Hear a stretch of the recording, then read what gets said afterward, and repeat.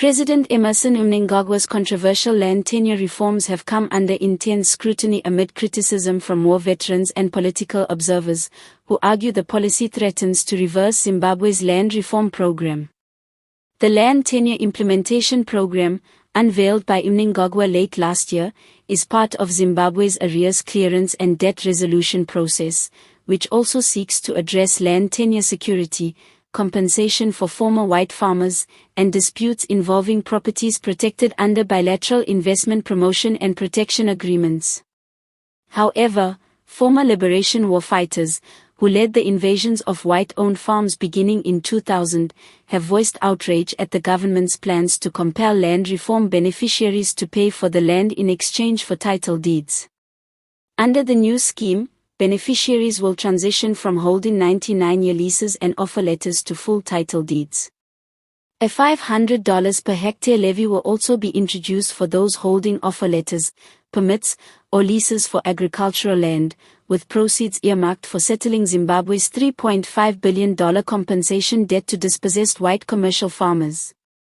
Critics, including political analyst and former journalist Jealousy Mawarai, argue the reforms are unconstitutional and undermine the principles enshrined in Zimbabwe's constitution. Section 290 and Section 72 subsection 4 of the Constitution clearly state that all agricultural land vests in the state. Anyone seeking to alter this arrangement must amend the Constitution, Mawarai told Newsroom Africa. Chapter 16, which deals with land ownership, can only be amended through a referendum. Government cannot introduce freehold land ownership without the people's consent. Mawarai further criticized the Land Tenure Committee, saying it was created without parliamentary backing and now seeks to retrospectively force black farmers to pay for land, despite no reparations ever being paid to black Zimbabweans when their land was originally seized under colonial rule. "This is what war veterans are fighting against," he said. The Zimbabwe National Liberation War Veterans Association faction led by Andries Matabila has also condemned the land tenure program as a betrayal of the sacrifices made during the liberation struggle. "Perhaps most galling is the manner in which our land, the very land for which thousands died, is being sold off without consulting the people," said Matabila.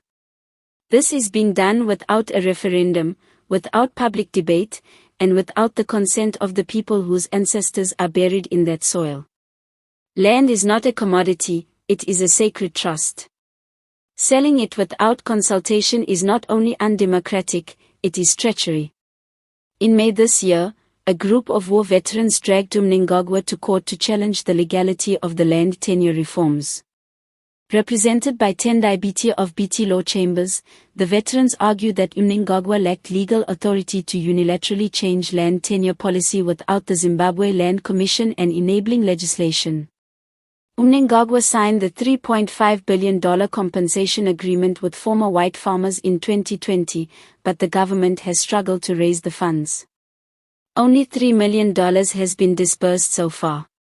Mawarai warned that the land tenure reforms could be exploited to extend Mnangagwa's political tenure beyond his constitutionally mandated term, suggesting it could be used as part of a campaign to retain power until 2030, 2 years past his current limit.